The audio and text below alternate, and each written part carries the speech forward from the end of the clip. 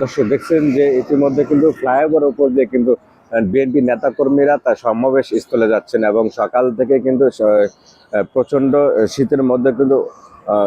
নেতাকর্মীরা কিন্তু দেশের বিভিন্ন অঞ্চল থেকে অর্থাৎ ঢাকা শহরের আশপাশে যারা রয়েছে তারা কিন্তু ইতিমধ্যে সমাবেশের স্থলে কিন্তু যোগ দিতে কিন্তু রওনা দিয়েছেন। এবং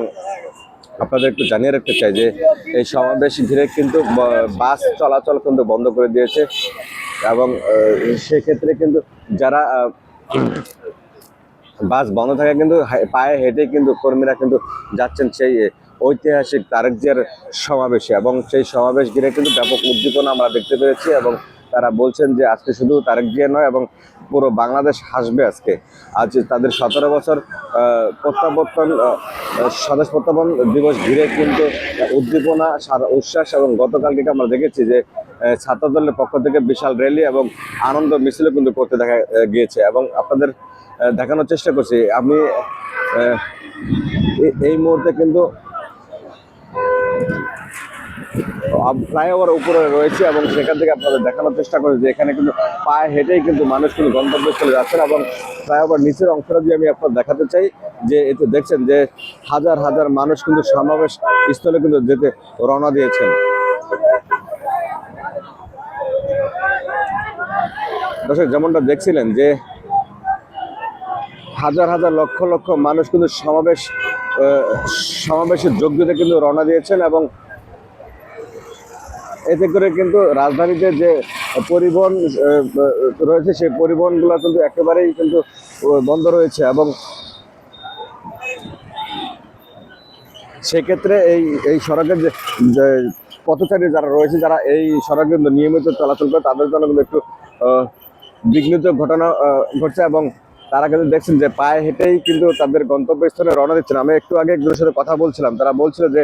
পরিবহন বন্ধ রেখে ভোগান্তির শিকার হচ্ছেন কিন্তু মানুষ। অন্যদিকে কিন্তু এই স্বদেশ প্রত্যাবর্তন উপলক্ষে কিন্তু এই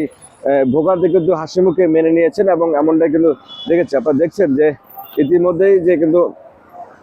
যে রাজধানীবাসীর যে কাঙ্ক্ষিত আজ 25 ডিসেম্বর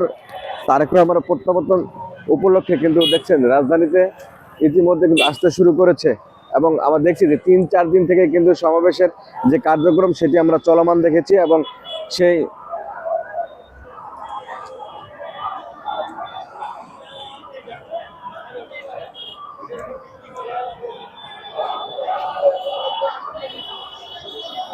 রাত দিন 24 ঘন্টা কিন্তু কাজ করে কিন্তু সেই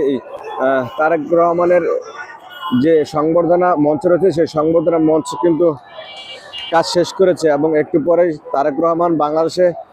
নামবেন এবং বাংলাদেশে হযরত শাহজালাল আন্তর্জাতিক বিমানবন্দর থেকে কিন্তু কুড়িল বিশ্ব রোড অর্থাৎ 300 ফিট এলাকায় তার সংবর্ধনা মঞ্চে যাবেন এবং এতে করে কিন্তু বিমানবন্দর থেকে 300 ফিট পর্যন্ত দুই সাইডে কিন্তু বিএনপির নেতাকর্মীরা দুই সাইডে সংবর্ধনা সারিবদ্ধভাবে দাঁড়িয়ে থাকবেন এবং সেখান থেকে তার সংক্ষিপ্ত বক্তব্য শেষে এভার কেয়ার হাসপাতালে যাবেন এবং সেখানে তার মা অর্থাৎ দেশনেত্রী বেগম খালেদা জিয়া বিএনপির চেয়ারপারসন সেখানে কিন্তু চিকিৎসাধীন অবস্থায় আছেন এবং তাকে দেখেই কিন্তু গুলশানের বাসায় তিনি যাবেন। দর্শক, এই ছিল আমার কাছে রাজধানীর সর্বশেষ অবস্থা।